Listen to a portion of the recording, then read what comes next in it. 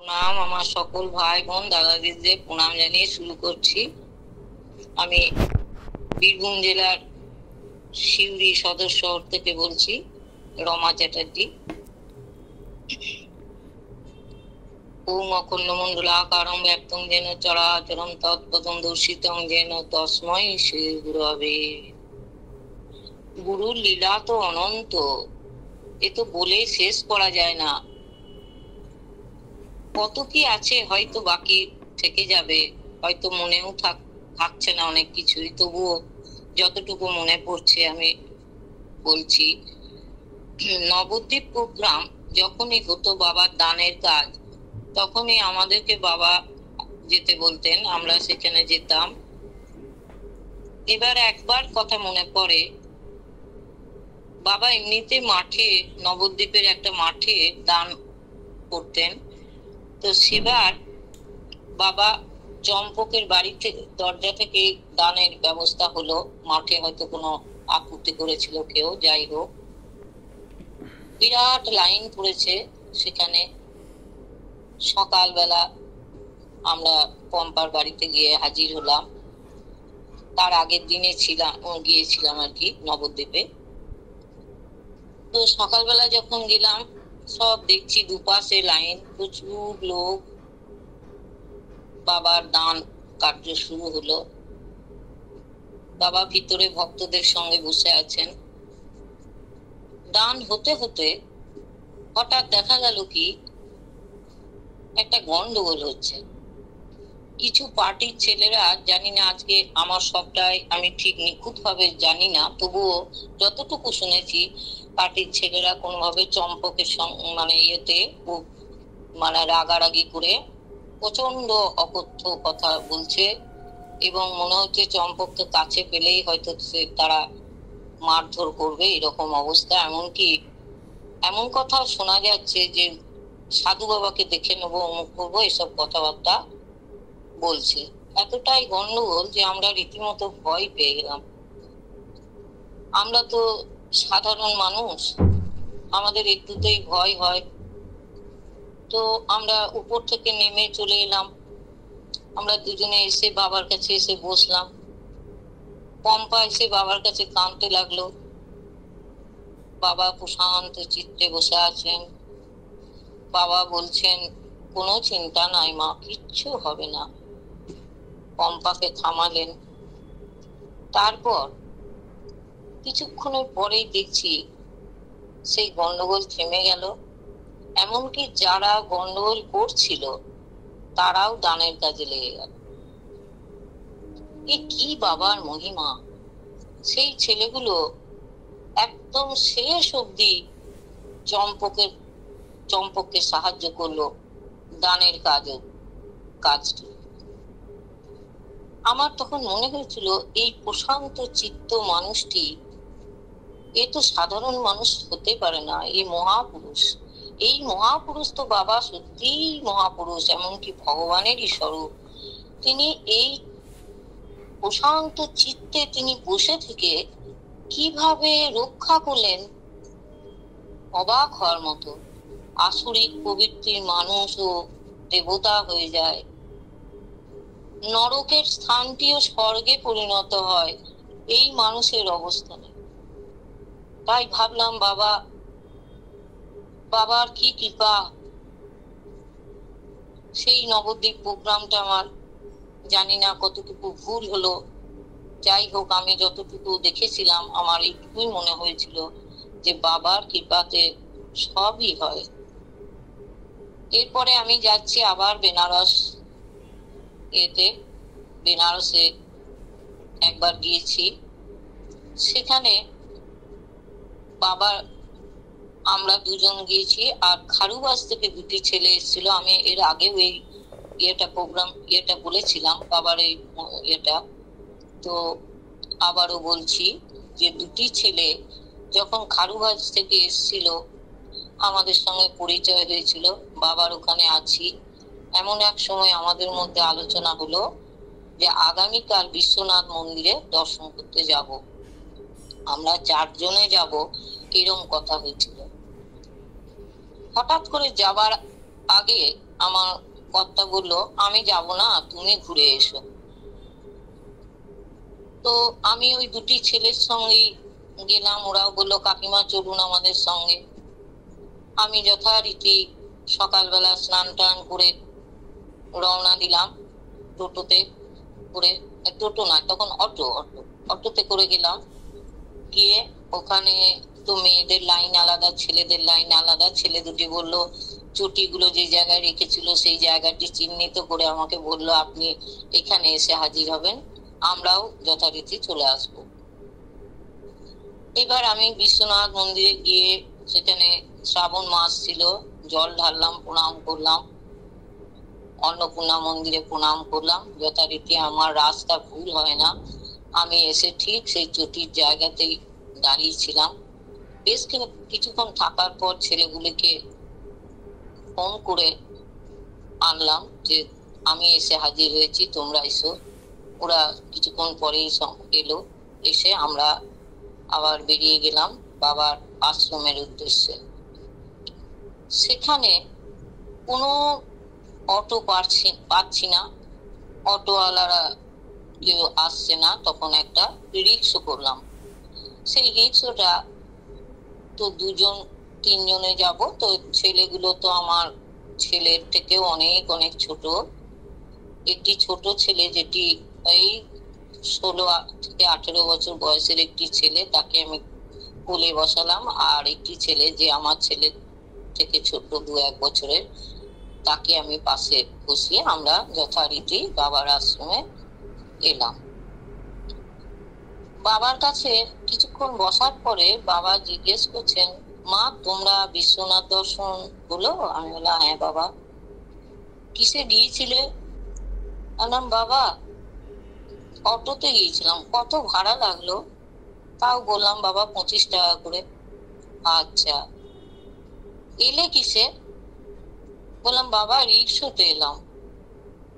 তো রিক্সাতে কিভাবে এলে 3 জনে? আমি বললাম বাবা ওই ছোট বাচ্চা ছেলেটিকে আমি কোলে নিয়ে এলাম।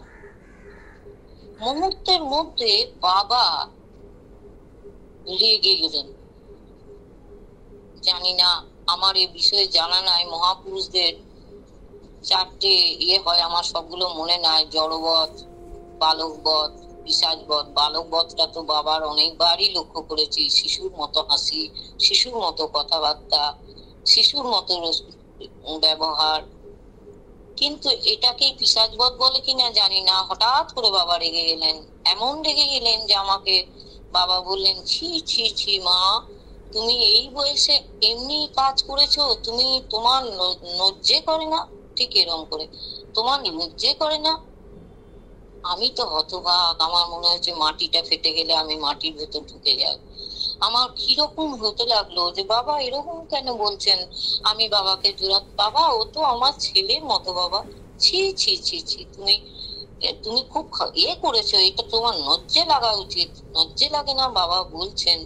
আমি 2বার বলাতেও বাবা কিন্তু ওই একই কথা বলায় আমি কি করলাম, জোরহাত করে বাবাকে বললাম, বাবা আমার অপরাধ হয়ে গেছে, আপনি আমাকে ক্ষমা করুন, আমি আর এরকম কাজ কোনোদিনও করব না। বাবা তখন চুপ করে গেলেন। আমি আজও বুঝতে পারি না বাবা কেন এরকম কথা বলেছিলেন, কারণ আমি তো ইয়াং মেয়েও নয় আর ছেলেগুলোও ইয়াং নয়, তারা আমার সন্তানের বয়সী, অথচ কেন এরকম বাবা বললেন আমি বুঝতে পারলাম না। আমার মনের মধ্যে একটা জিজ্ঞাসা থেকেই গেল।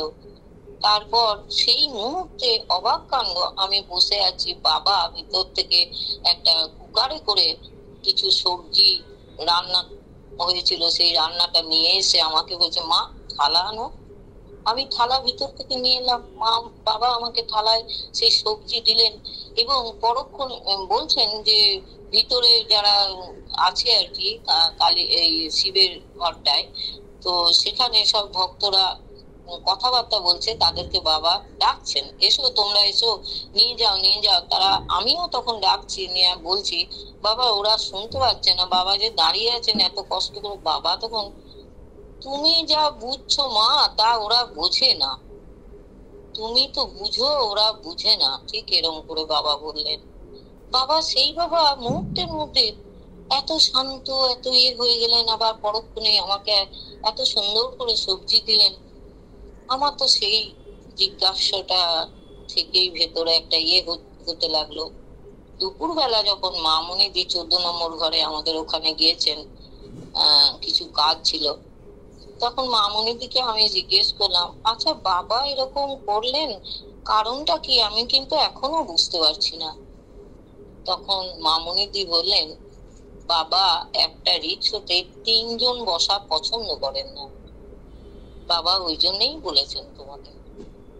আমি বললাম, তাই? তাহলে এবার থেকে তো 3 জন চাপবো না। যে বাবা অ্যাক্সিডেন্টের ভয় করেন, সেই জন্যই বাবা এই কথা বলেছেন। আমি যাই হোক সেটা বুঝলাম। এবার আরেকটু কথা বলে নি। আমি যখন আরেকবার ওই বেনারসে গিয়েছিলাম আমরা দুজনেই, আমি খেটি সেটা চাল আর গাছের কলা নিয়ে আমরা বাবার ওখানে গিয়েছিলাম, এটা মনে আছে। খুব গাড়িতে খুব ঝামেলা হয়েছিল। ওই গাড়িটার কোচটা, কালকেই বলেছি এটা, গাড়ির কোচটা অন্য দিকে থাকার জন্য। যাই হোক, আমরা বেনারসে যখন পৌঁছালাম, তার পরের দিনের কথা, পরের দিনে অসীম বাবু, সুমনা এবং আমাদের সঞ্জয় বাবু এসে হাজির হয়েছে। সঞ্জয় বাবুর হাতে একটা, বাবার কাছে নিবেদন করলো একটা সন্দেশের বাক্স, বেশ বড় বড় সন্দেশ, মনে হয় যে লোকে জল সন্দেশ বলে। হাসাহাসি করলো অনেক যারা ছিল, মামুনি দি, অঞ্জলি দি, মিনা দিও ছিল তখন। এবার আমাদের তারপর দিন একাদশী ছিল, আমরা ভাবছিলাম ভক্তরা যে একাদশীর দিন এই সন্দেশ তো আমাদের নিতে পারবো না। এইবার ওখানে অঞ্জলি দি 20 নম্বরে দিনের বেলা রান্না হতো, আর আমি রাত্রিবেলা রুটিটা করতাম। তারপর ওখানে আছি, ওখানে থাকার পরদিন সকালবেলা, এই বিকেল বেলা আমরা বাবার কাছে বসে আছি। অসীম, আমি, সঞ্জয় বাবু তখন বাবাকে বললেন যে, বাবা আমরা একটু নৌকা বিহার করে আসি আপনাকে নিয়ে। তো বাবার প্রেশারটা তখন বেড়েছিল, বাবা গেলেন, যাবেন না। আর বাবা আমাদেরকে যেতে সবাইকে নিষেধ করলেন, বললেন না না, এত প্রচন্ড তখন ভালোই রোদ উঠেছে, পরিষ্কার আকাশ। বাবা বললেন, না তোমাদেরকে যেতে হবে না। বাবা যেতে বারণ করলেন বলে আমরা সবাই যেখানে বসে বাবার কাছে থাকলাম। ঠিক আধ ঘন্টা পরে মেঘ এসে কোথেকে বৃষ্টি আরম্ভ হয়ে গেল, আর ঝড়ঝাপটা। আমরা তখন বলা বলি করলাম, বাবা এটা দেখতে পেয়েছেন, বাবা দূরদৃষ্টি শক্তি তো প্রচুর, বাবা তো মহাপুরুষ, বাবা বুঝতে পেরেছেন পথে আমাদের অসুবিধা হবে বৃষ্টিতে, ঝড়ে পাতলায়, তাই বাবা নিষেধ করেছেন। তো বাবা তখন ওই গাছের কলা বের করে অসীম বাবুকে বাবা বললেন দিতে, কে একজন বের করে দিল। বাবা কলাগুলি দেখলাম হাত কেটে কেটে কি সুন্দর করে কাটা ছিল, তবুও বাবা সেগুলো আর একটু ছোট করে সেগুলো কাগজে মুড়ে একটা এর মধ্যে ভরে রাখলেন, ড্রামের মধ্যে। কারণ ওগুলো একটু ডাঁসা ধরনের ছিল, সেরকম ভালো পাকা হয়নি। বাবা নিজে বললেন, এই গাছের, এই তোমার মা গাছের কলা, আমি সেবা দেব। আমরা যখনই এরকম সুযোগ পেতাম, মনে হতো গাছের জিনিস বাবা সেবা দেন, বাবাকে দেওয়ার চেষ্টা করতাম। আমার বোনের বাড়িতে প্রচুর কলা গাছ আছে, আজ আর আমার কলা গাছ নেই। তো যাই হোক, এই যে বাবার দূরদৃষ্টি শক্তি, বাবার যে সেগুলো আমাদেরকে মাঝে মাঝে অবাক করে দিত। তাই আজকে ভাবি, বাবাকে আজ সামনে আর দেখে আমরা পাবো না। বাবা আমার, এই যে বাবার যা সঙ্গ যেখানে যেখানে করেছি, এখনো পর্যন্ত অনেক কিছুই বাকি রয়ে গেল, বলা ভগবানের কথা, গুরুর কথা বলে শেষ করা যায় না। তা আমি আজকে বাবার চরণে অসংখ্য প্রণাম নিবেদন করছি, আর আমার সকল ভাই বোন, দাদা দিদি এবং তাদের পরিবার বর্গ যেন আমার বাবার এই কি বলবো, তার পাদ পদ্মে মতি রেখে তাকে অনুসরণ করে তার আশীর্বাদে যেন তারা সকলেই ভালো থাকে, এই প্রার্থনা জানিয়ে আমি আজকে আমার বক্তব্য শেষ করলাম। প্রণাম বাবা, প্রণাম বাবা, তোমাকে যেন ভুলে না যায় কোনোদিন আমরা, তুমি এই